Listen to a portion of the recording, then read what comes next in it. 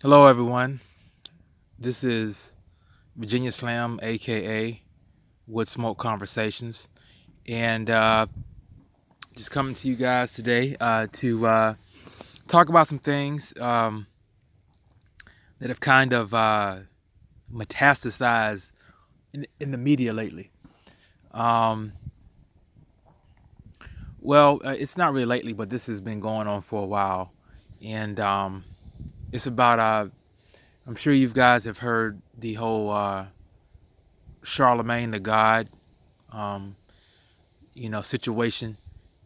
You know, with I mean he's pretty much a controversial figure just from pretty much a lot of the things he says.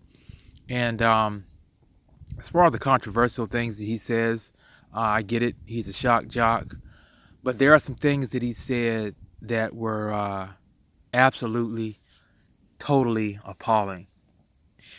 But what's more appalling is the lack of outrage from the black community. Um, I think that's the most appalling thing that I think that I see with in regards to the black community's reaction toward what he's done, what he's said, and I'm sure that you guys know by now what he's done, but basically, kind of in a nutshell, he said several times on camera that he has did things, molested, uh, he's drugged, and a numerous amount of things to young girls, to underage girls, and just in tweets how he's referenced all kind of disgusting um, uh, tactics that he's used on women that he would use on no, not women. I'm sorry, girls. Um, it just shows that pretty much the lack of any type of morals that this guy have to even let alone repress. He doesn't even repress his feelings. He puts them out in the open because he knows that in the black community, he won't be ostracized because he's actually looked up almost like a demigod. I don't want to call him a god, a capital G, but a demigod, a small god, little g. And you know that's very troublesome that we have basically put this guy on a pedestal that pretty much he's untouchable. And that's something that I've noticed about that whole situation with him. His story is not getting any traction at all. Any type of traction that it gets, you have people, Team Charlemagne people, that will say, "Oh well, he's admitted to that. You know, uh, that was in the past. He spoke about it. Like that makes it better. Like that. Okay. Oh, so since you spoke about it, we good.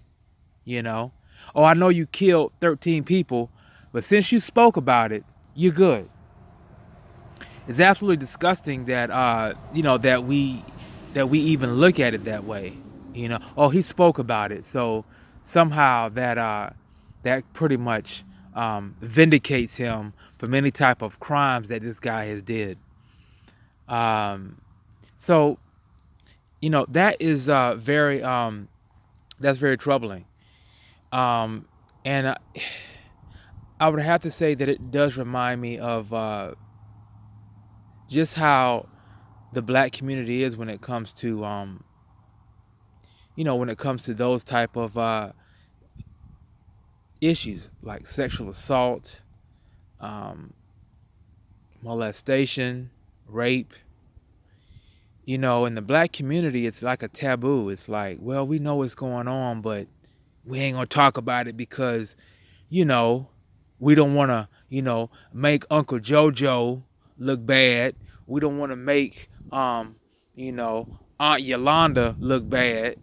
You know, we have this facade that we keep up that we think that, is helping the black community, but it's really destroying the black community. You know, it's really destroying us, because if you never address a situation, it's never going to get fixed. It's like basically going to the doctor, when you coughing up blood, and you get to the doctor, and the doctor says, well, what's wrong with you? Oh, nothing, I'm good. I'm good. I'm good. Then you go back home and cough up blood, and you end up dying because of you have internal bleeding. Well, why did this guy die? Well, he never. And then, of course, after someone dies, then you find out all the disgusting stuff they did. Like the Aretha Franklin situation. Aretha Franklin didn't find that out to after she died, that she was raped by her dad, and her dad got her pregnant twice. But of course, she kept that demon with her until her dying day. And that's what we do. That's what we do in the black community. Is this shame that we think that, oh my God, we're exposed, and all of this stuff that's going to make that somehow is going to taint our image as a family, when the image was already tainted when that nasty behind uncle came in there at night, touching on his niece, or touching on the nephew, or the aunt came in there touching on the niece or the nephew. You know what I'm saying? That's when it was tainted. It wasn't tainted that you told. It's tainted when his nasty or her nasty behind came in there and touched somebody. So, it just, the whole Charlamagne situation just basically just shows how this will always be an issue. Always be an issue. And another thing that, I look at is, now we have this big, the LGBT community. And all of them love to say, oh yeah, oh, I was born that way. I was born that way. Yeah, I always was playing with dresses and all this kind of stuff like that, which I don't believe that. I don't believe that. I believe that 99.9% of the cases of these, of these folks that go the other way, I believe that 99% of them that do that, they were molested or raped, or some type of traumatic sexual experience in their life. I'm gonna tell you a story. I dated this girl. Of course, I'm not gonna give her name. I dated this girl, beautiful girl. I mean, beautiful, gorgeous. And we'll just call her, just so I can give an identifier. We'll just call her Mary. All right. Her name was Mary, and I met Mary, and I met her. I was at a game, and we end up a football game. We end up meeting, college football game. We end up meeting, and sweet person, just a sweet personality. Would give anything to anyone. That's how big her heart was. But she had a dark side to her. She was a foster kid. She bounced around from foster home to foster home. And every foster home she told me she went to, she was molested in the foster home. Whether it be the brother, the foster brother, or the dad, they would always they would touch her, fondle her, and all kind of stuff. And in the black community, she was biracial. Her mother was white, and I guess she, her little backstory, but I guess her mother was shamed that she was with the black guy, and she gave her up for adoption. And of course, you already know what the cycle begins. So when I was with her, she would tell me these things about how the dad would come in there and would try to touch her, and the step brother would, I mean, the foster brother would, go in there and touch her and all kind. Then she would leave that home, and then she would go into a whole nother home, and it was just absolutely disgusting, what this girl went through. And then she told me that she was one instance. She told me that she was downtown, in the city, and her foster mom was shopping, and she went out. She went out to go to the car to get something out of the car, and a guy pulled up and ran out of his car, grabbed her, put her in her car, took her to a wooded area, raped her, beat her. This is when she was like, I think like 13, 14, beat her and left her for dead. And she finally got back and, got to a phone and ended up calling, and they're calling the police. But, I mean, she was just traumatized left and right. And you could tell when I was dating Mary, she had an aura about her of like kind of like a manly aura about her. But I mean, she was still fine, but you could just tell she had a manly aura. And I noticed that like her friends that she would hang around were kind of like dude, like they were like dykes, like manly type chicks, And I noticed something. I noticed something what was kind of off with that.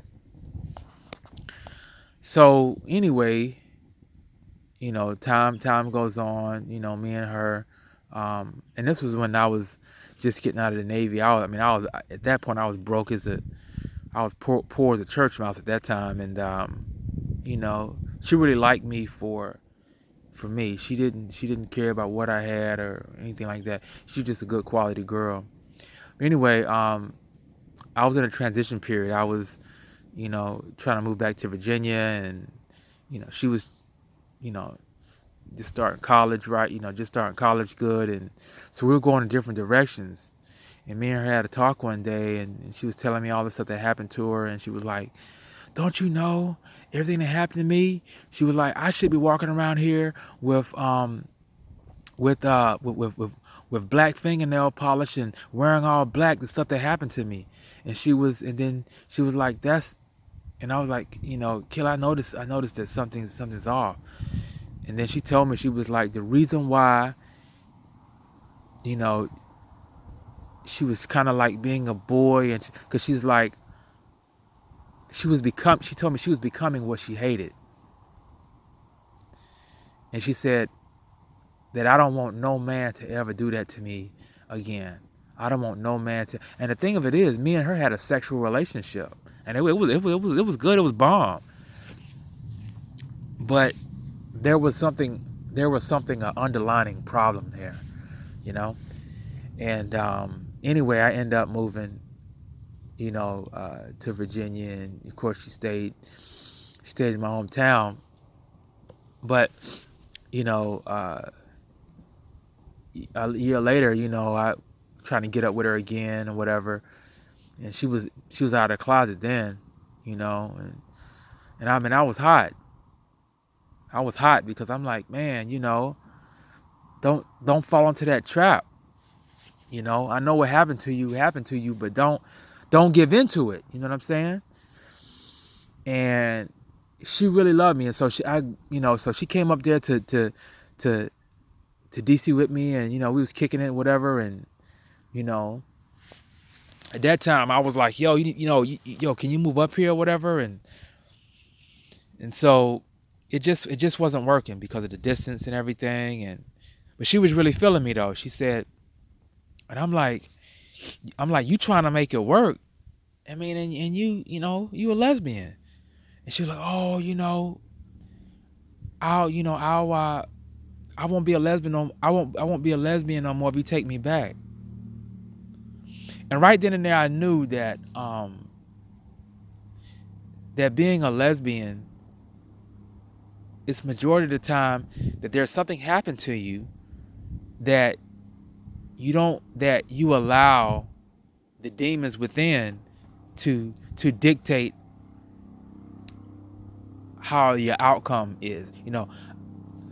Basically what I'm trying to say is that sometimes we have a traumatic experience. Somebody can get molested, somebody can get raped, and they're mentally strong enough to overcome that and that confusion and that traumatic experience, and they go on in life, and they you know they talk about it, they get the proper help, and they beat it, you know.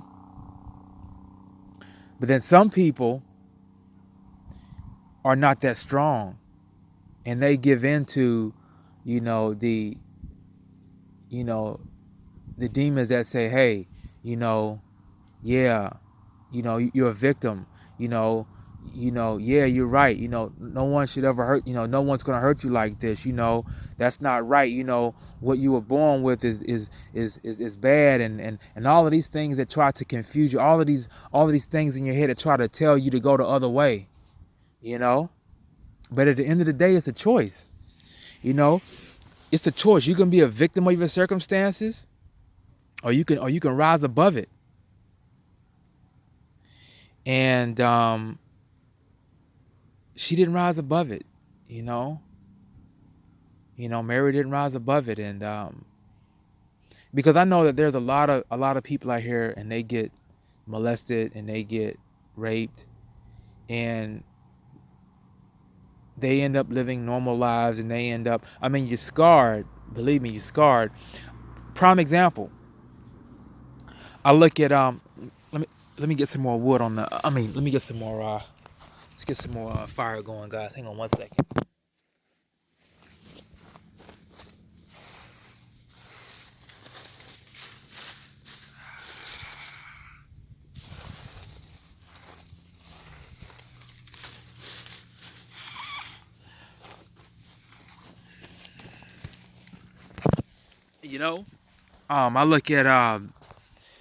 I look at Joyce Myers.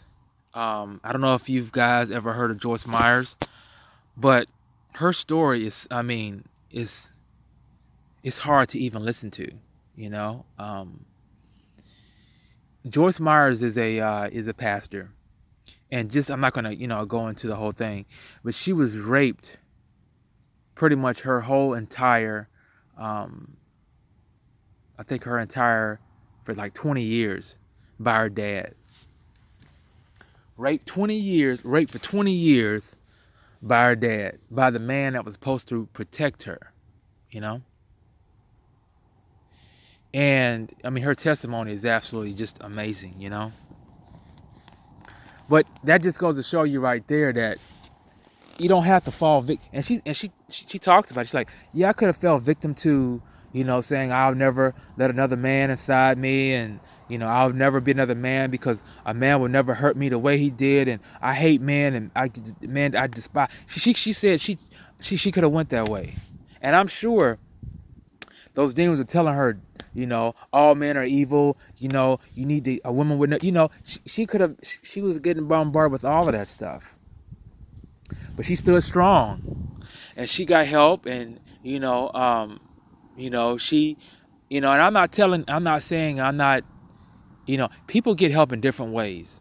Some people say, oh, all you need is Jesus. Well, for some people that work, but for some people they need counseling, they need therapy, they need other forms of communication. I'm not saying the church is good. Yeah, the church is great. It's wonderful. It's good, But a lot of people need more than that. A lot of people need secular counseling. So it's not there is no pinpoint way, no cookie cutter way of getting help. But as long as you reach out and you get the help, and you do not try to compartmentalize that, that's the key. And back to the whole Charlemagne thing is that, when people are out here molesting people, they are destroying legacies with kids. You go out here and rape a kid, and the kid end up becoming funny or gay or whatever like that, You just and he and and then he's supposed to, his legacy with his family. He wants to start a you just destroyed that because you messed him up in the head. And the thing was that with this whole Charlemagne thing, this guy, he has, God knows how many how many girls he's touched and groped and raped and all this kind of stuff. And this guy is on the #1 radio show almost in the world. And people are good with that. They're good with that. It just shows how tone deaf we are to that sickness, you know? I saw this Kelly thing on the other day. I didn't even look at it. I don't even want to even look at that. But I'm seeing people talk about it and all this kind of stuff like that. And, this man is walking around still making music. And the funny thing is, after his the little expose they had on him, the surviving Kelly, they said his record sales are going up. His record sales are going up.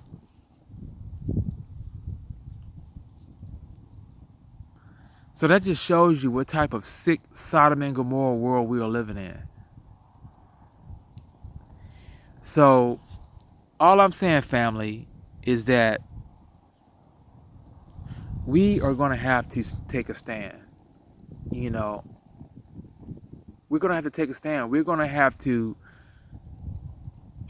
start holding people accountable. And I know my voice is a voice in the millions. But you know what, though? Maybe if one person hears this, it might change. And if one person changes, that could keep a legacy going on in someone's family. And you know what? Then I've did my job.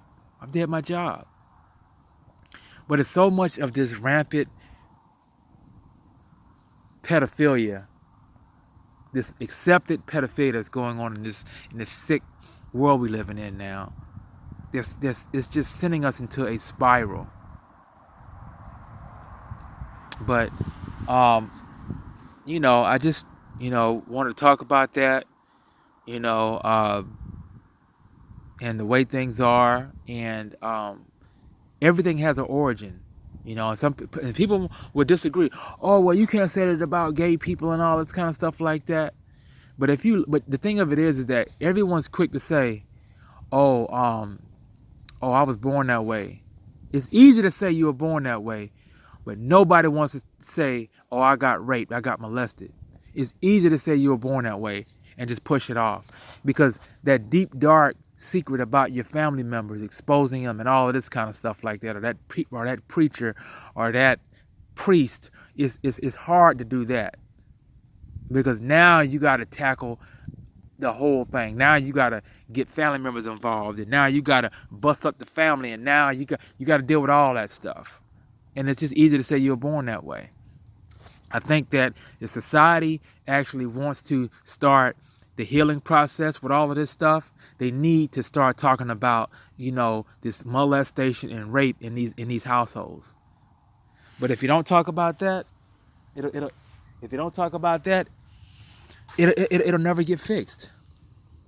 It'll never get fixed. You're always putting a Band-Aid on.